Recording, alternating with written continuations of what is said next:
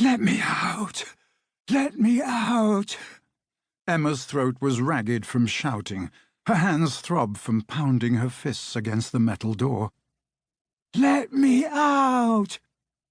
She had woken with a jolt several hours earlier, covered in sweat, Kate's name upon her lips, to find herself alone in a strange room.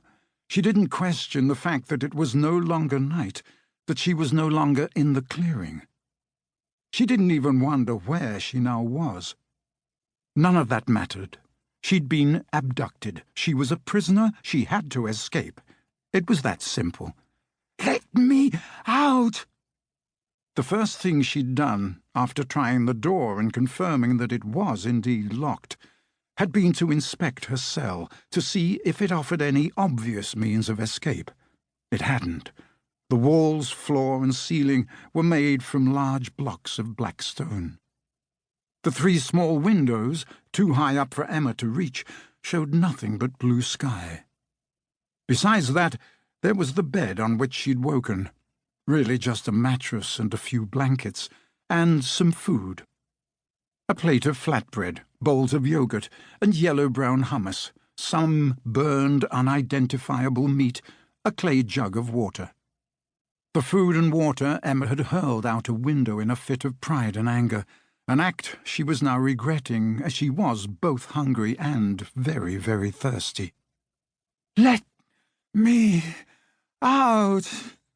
Emma leaned exhausted against the door. She felt the urge to sink to the floor, put her face in her hands and sob.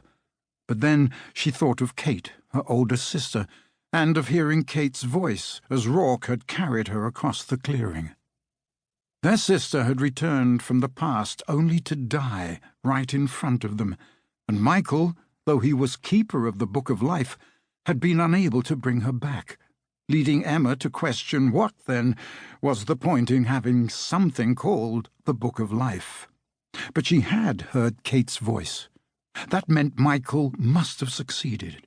Kate was alive, and knowing Kate was out there somewhere meant there was no way, like 0.0000% chance, that Emma was just going to sit down and cry. "Let me out!"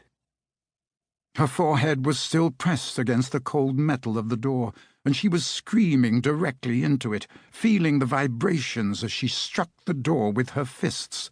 "Let me!" Emma stopped. She held her breath. The whole time she'd been hitting the door and screaming, she'd been met with total thundering silence. But now she heard something. Footsteps. They were faint and somewhere far below her, but they were growing louder. Emma backed away from the door and looked about for a weapon, cursing herself once again for throwing the clay jug out the window. The footsteps grew even louder, a heavy, rhythmic thud, thud, thud. Emma decided that when the door opened, she would rush past whoever it was. Wasn't Michael always saying something about the element of surprise? If only her big toe didn't hurt so bad.